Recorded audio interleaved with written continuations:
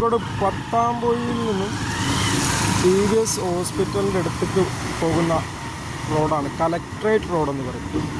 ഇവിടെ ആകം വെള്ളം കയറി ബുദ്ധിമുട്ടിലാണിപ്പോൾ, ആളുകൾ സഞ്ചാരയോഗ്യമല്ല. അതുമാത്രമല്ല, ഇവിടെ തൊട്ടടുത്ത് കോഴിക്കോട് റെയിൽവേ സ്റ്റേഷൻ്റെ തൊട്ടടുത്ത സ്ഥലമാണ്.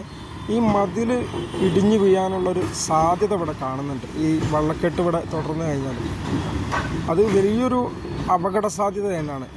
റെയിൽവേയുടെ തൊട്ടടുത്തുള്ള ഈ മതിലായതുകൊണ്ട് തന്നെ ട്രെയിൻ പോകുന്ന സമയത്തൊക്കെ എന്തെങ്കിലും സംഭവിച്ചു കഴിഞ്ഞാൽ വലിയൊരു അപകടം ഇവിടെ ഉണ്ടാവാനുള്ള സാധ്യതയുണ്ട്.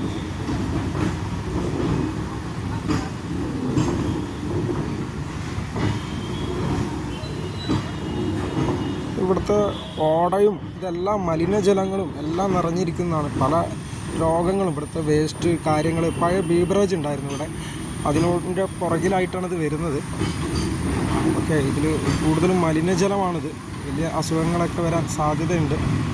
ഈ മതിൽ ഒരു ഭീകരമായിട്ടുള്ള അവസ്ഥയിലാണ് ഈ മതിൽ നിൽക്കുന്നത്.